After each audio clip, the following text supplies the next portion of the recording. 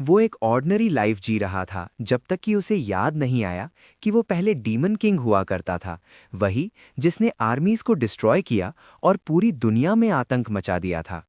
कोई भी नॉर्मल इंसान पैनिक कर जाता, पर उसने सिंपली श्रग किया और लेवल अप करने निकल पड़ा। सीरियसली, उसे किसी बात से कोई फर्क ही नहीं पड़ा। अब वो डंजन्स फार्म करता है, अपनी स्किल्स को लेवल अप करता है और अपनी डिमोनिक पावर को मार्शल आर्ट्स के साथ कंबाइन करता है। पर क्या होगा अगर उसकी पावर आउट ऑफ कंट्रोल हो जाए? स्टोरी 21st सेंचुरी के सोल में शुरू होती है, जब अचानक से एक huge tower out of nowhere appear हो जाता है, जो फर्स्ट कैटेक्लिज्म को ट्रिगर करता है। गेट्स खुले, मॉन्स्टर्स बाहर आए और पूरी दुनिया केओस में डूब गई।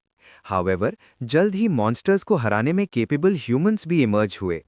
हंटर्स, हंटर यूनियंस और गिल्ड्स ने मिलकर एक सिस्टम फॉर्म किया। और जस्ट जब सब चैन की सांस ले रहे थे, सेकंड कैटेक्लिज्म आ गया। एलिसियम की डिवाइन वर्ल्ड और पैंडेमोनियम की डीमन वर्ल्ड के बीच एक वॉर ब्रेकआउट हो गई। डीमन वर्ल्ड के किंग डेमोस ने डीमंस की होड्स को लीड किया और अर्थ पर अटैक कर दिया। पर एलिसियम से डिवाइन बीइंग्स इमर्ज हुए और उन्होंने डीमंस को अपोज किया। अर्थ एक बैटलफील्ड बन गई। इस ब्रूटल वॉर का एंड उसने किया, जो ना तो फियरलेस डिवाइन रेस से बिलोंग करता था और ना ही क्रूअल डीमन रेस से। ह्यूमैनिटी का सेवियर, एक हीरो।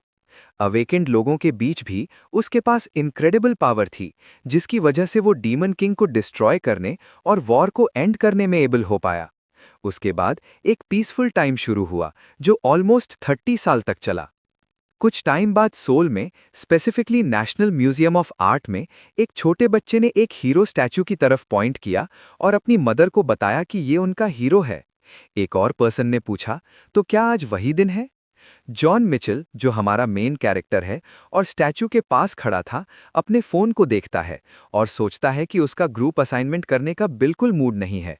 सिर्फ प्रोफेसर को ही समझ नहीं आता था कि ये ग्रुप असाइनमेंट्स कितने यूजलेस होते हैं।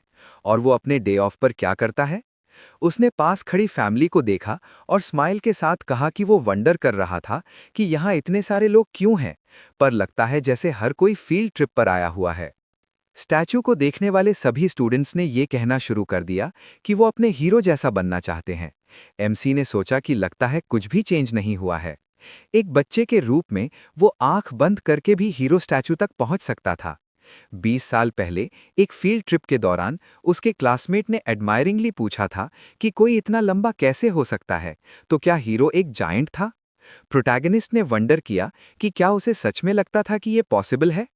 उसी मोमेंट गाइड ने सभी बच्चों को आवाज लगाई और एक्सप्लेन किया कि हीरो के पास इवन हंटर्स के बीच भी अनइमेजिनेबल स्ट्रेंथ थी, और इस स्ट्रेंथ के साथ उसने लोगों को प्रोटेक्ट किया।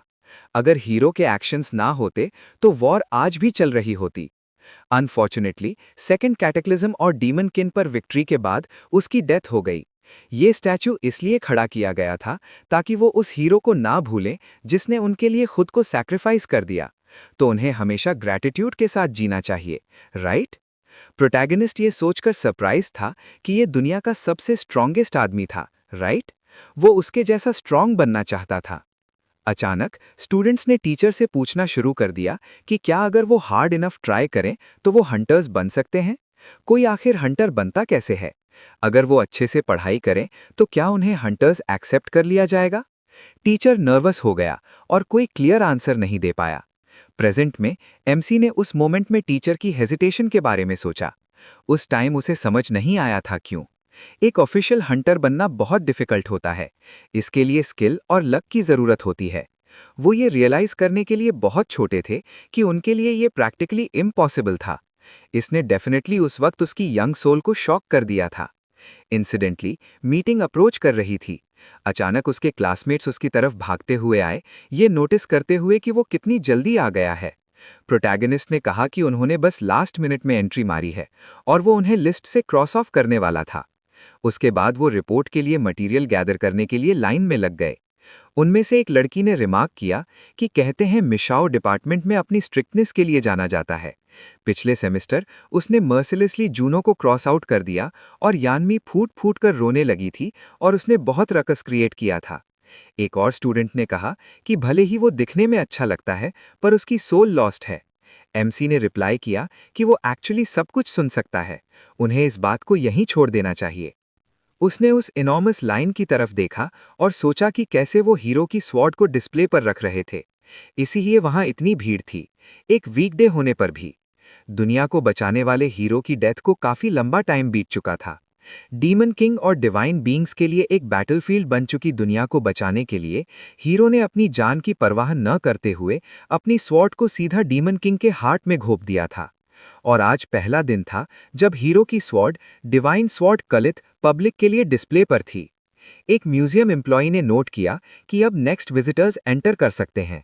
एमसी और उसके ग्रुप ने एंटर किया और उसने सोचा कि ये डेफिनेटली एक रिपोर्ट के लिए मोर देन इनफ होगा। किथ की डिवाइन स्वॉर्ड उनके सामने अपीयर हुई। प्रोटैगनिस्ट सरप्राइज में वंडर किया, क्या ये हीरो की स्वॉर्ड है? ये बिल्कुल किसी नई चीज जैसी लग रही थी।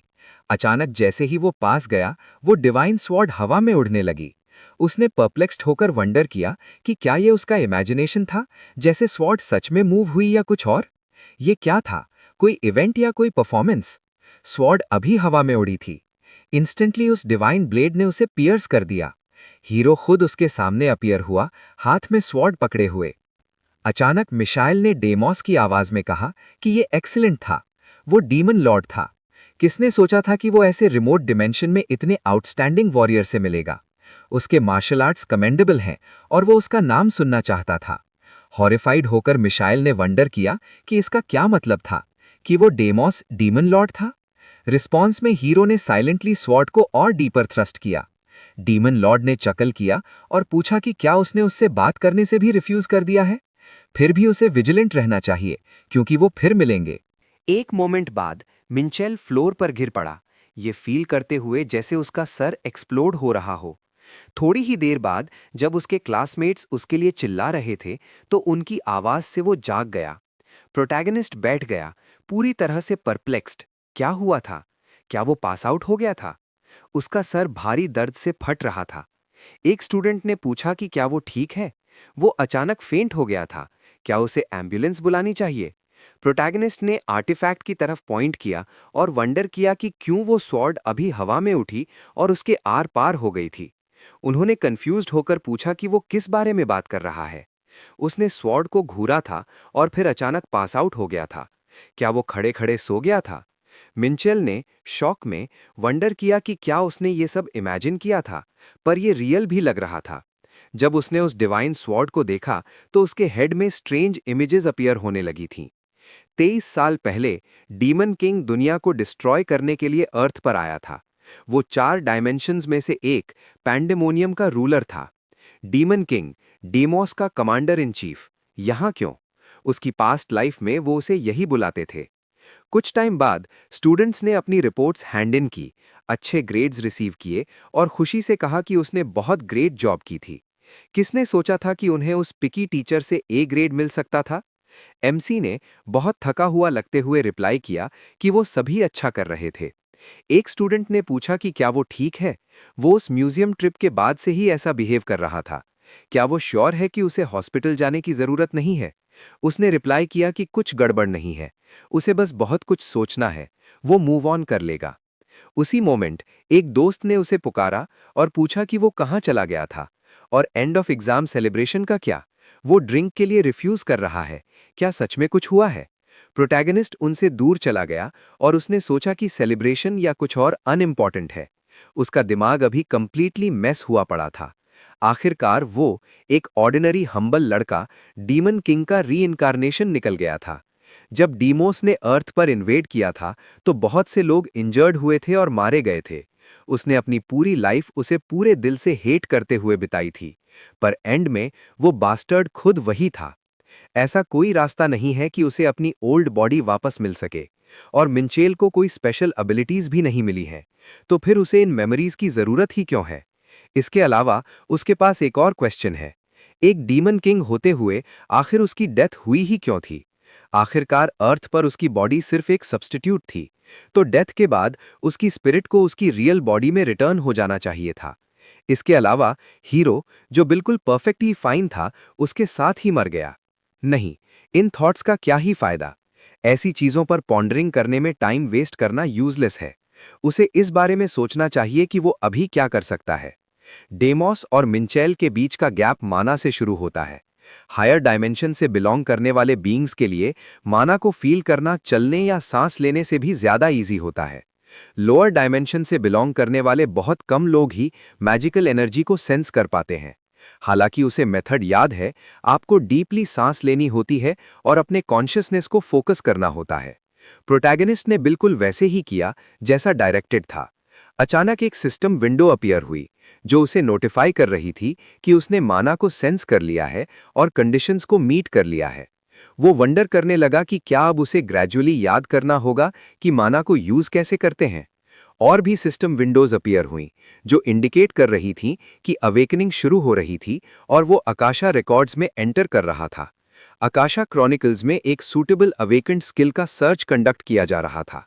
एक सिस्टम स्टेटस ऐड किया गया था। अवेकेंड मिंचेल ने एक यूनिक प्लेयर एबिलिटी रिसीव की। एमसी ने शॉक्ड होकर पूछा, क्या ये इतना सिंपल है? उसके बाद वो एक बेंच पर बैठ गया और सोचने लगा कि कैसे उसका हेड ऑलरेडी डिसअरे में था अपनी पास्ट लाइफ में डीमन किंग होने की वजह से, और अब वो अवेकन हो गया था। क्या उसे हंसना चाहिए या रोना चाहिए? एक सिस्टम विंडो अपीयर हुई जिसमें लिखा था कि प्लेयर मिंचेल स्टेटस विंडो को यूज कर सकता है। स्टेटस विंडो ही उसकी एबिलिटी है। उसे बस जोर से स्टेटस विंडो बोलना होगा और अपने स्टैट्स चेक करने होंगे। प्रोटैगनिस्ट ने कहा कि वो सब समझ गया, उसे बस इसे चेक करने की जरूरत थी। जैसे ही उसने ये फ्रेज बोला, दो स्टेटस विंडोज अपीयर हुईं जो उसके स्टैट्स एस रैंक और एक लिमिटेशन को डिस्प्ले कर रही थीं। प्लेयर की यूनिक एबिलिटी इन्फॉर्मेशन चेक, जो किसी भी ऑब्जेक्ट पर अप्लाई की जा सकती है। उसकी यूनिक एबिलिटी ये है कि उसका कर्मा इतना पावरफुल है कि वो इस दुनिया के लॉस को ओवरटर्न कर सकता है। मॉन्स्टर्स को हराकर पॉइंट्स गेन करके वो उन लॉस को चेंज कर सकता है। एमसी ने परप्लेक्स्ड होकर पूछा कि क्या आप मॉन्स्टर्स को हराकर स्ट्रॉन्गर बन सकते हैं? ये किसी गेम जैसा लग रहा है। उसने वंडर किया कि क्या हायर और लोअर डायमेंशंस उनके कर्मा के मैग्नीट्यूड के बेसिस पर डिवाइडेड हैं। हायर डायमेंशन के क्रीचर्स के पास पावरफुल कर्मा होता है, इसलिए उनके पास लोअर डायमेंशन के क्रीचर्स से ज्यादा पावर होती है। पावर में ये डिफरेंस एक कैज़म क्रिएट करता है। इस रीजन की वजह से जब हायर डायमेंशन का कोई क्रीचर लोअर में एंटर करता है तो उसे एक सब्स्टिट्यूट बॉडी यूज करनी ही पड़ती है। ये एक रिस्ट्रेंट भी क्रिएट करता है, सब कुछ बैलेंस मेंटेन करने के लिए। यही डायमेंशंस के लॉज हैं। तो डीमन किंग ने एक सब्स्टिट्यूट बॉडी यूज की थी, पर क्या उसके पास इन लॉज को चेंज करने की पावर है? उस केस में वो अपनी लिमिट को एक्सीड कर सकता है। एक ऑर्डिनरी ह्यूमन मिंचेल, जो अब डीमन किंग नहीं है, ह्यूमैनिटी के लिए कुछ नहीं कर सकता। पैंडेमोनियम और एलिसियम ने पहले ही एक ट्रूस कंक्लूड कर लिया है और कॉम्पनसेशन पे कर दिया है। अगर कैटास्ट्रफी से अभी अभी रिकवर कर रहे लोगों को डीमन किंग के रिवाइवल के बारे में पता चल गया तो दुनिया फिर से केओस में डूब जाएगी। प्लस उसे किसी तरह से मिंचेल के रूप में जीना कंटिन्यू करना होगा। क्योंकि चीजें ऐसे ही काम करती हैं तो वो अपनी पास्ट लाइफ की इंफॉर्मेशन को यूज करेगा, और जब वो स्ट्रॉन्गर बन जाएगा तो वो ह्यूमैनिटी की प्रॉस्पेरिटी में कंट्रीब्यूट करेगा। क्या ये इनफ नहीं है? इसके अलावा अपनी पास्ट लाइफ में वो बस स्ट्रॉन्गर बनना चाहता था, तो वो एक तीर से दो शिकार करेगा। तो सबसे पहले उसे मैजिक के बारे में कुछ करना होगा। डेमोस की मेमोरीज में मैजिक को इंक्रीज करने के होल बंच ऑफ वेज हैं, उसे उन्हें स्टडी करना होगा। जब अंधेरा हो गया, एमसी एक क्लियरिंग में पहुंचा और लार्ज अमाउंट ऑफ माना कलेक्ट करने के लिए उसने एक सर्कल ड्रॉ किया। एक सिस्टम विंडो अपीयर हुई जिसमें लिखा था कि टाइप एक सर्कल टेक्निक थी, रैंक एस और 100% कंप्लीशन। उसने म्यूज किया कि ये एक मैजिक सर्कल था जो डीमन किंग्स द्वारा जनरेशन टू जनरेशन इनहेरिट किया जाता था। ये सराउंडिंग एनवायरनमेंट से माना गैदर करके उसे कॉन्सेंट्रेट करता था। करंटली इस सर्कल में कोई ड्राइविंग फोर्स नहीं थी, इसलिए ये सर्कल इनएक्टिव था। पर क्या हो अगर मैं इसमें एक मैजिक आइटम ऐड कर दूं? जब प्रोटैगनिस्ट ने उस मैजिक आइटम को सर्कल में प्लेस किया तो रून्स इंस्टेंटली अपीयर हुए, जिसके बाद एक सिस्टम विंडो आई जिसमें लिखा था कि माना मैजिक सर्कल को कंप्लीट करने के लिए एक ई रैंक माना स्टोन का यूज किया गया है। माना मैजिक सर्कल ने एक एनर्जी सोर्स को डिटेक्ट कर लिया है जिसकी वजह से वो एक्टिवेट हो गया है। इस वीडियो का गोल है 100 लाइक्स। अगर इस वीडियो में 100 लाइक आ जाते हैं तो मैं इसका नेक्स्ट पार्ट बनाऊंगा।